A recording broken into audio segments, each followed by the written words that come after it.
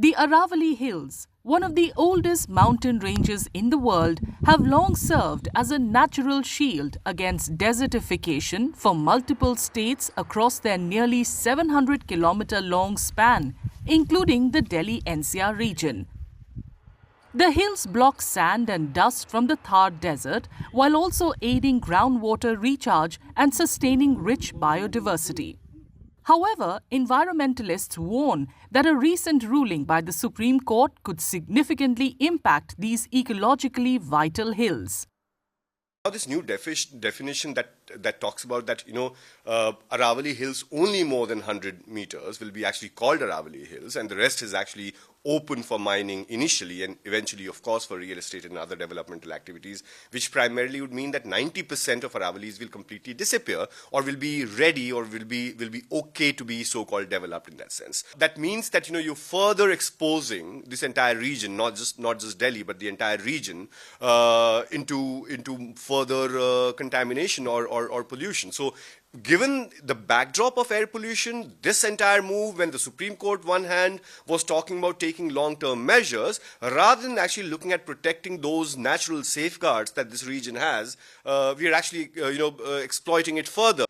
In its November 2025 order, the Supreme Court accepted the government's new definition for the Aravallis, which states that only landforms rising 100 meters or more above local ground level, along with their slopes and adjacent land, will be officially recognized as part of the range. I think it's very unfortunate that the Supreme Court actually accepted the new definition that's been given by the government. We're talking about Aravalli Hills, which is one of the oldest mountain ranges that we actually have on this planet.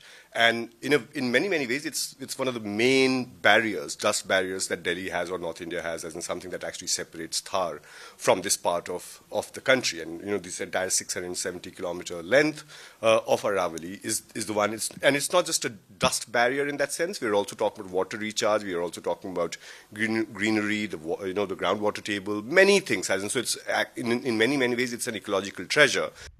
Environmentalists say this redefinition could strip protection from nearly 90% of the Aravalli range, weakening Delhi's natural shield against dust and pollution, impacting groundwater recharge and damaging biodiversity corridors. We are not really trying to address the fundamental aspects of the wind-blown dust, which is swamping the city and the region. And in that, the role of the Aravallis and the forest and the green belt becomes so critical, because that barrier is absolutely essential to protect the air quality, not only as a barrier against the dust from desert, but the green and the whole dense forest cover is also essential for very efficient trapping of pollution and also to clean up the toxic and to mop up the toxic emissions from the air. While the Supreme Court's acceptance of the 100-meter guideline is intended to support a more regulated framework for sustainable mining, experts fear it may unintentionally expose significant parts of the Aravalli range to increased mining and construction pressure.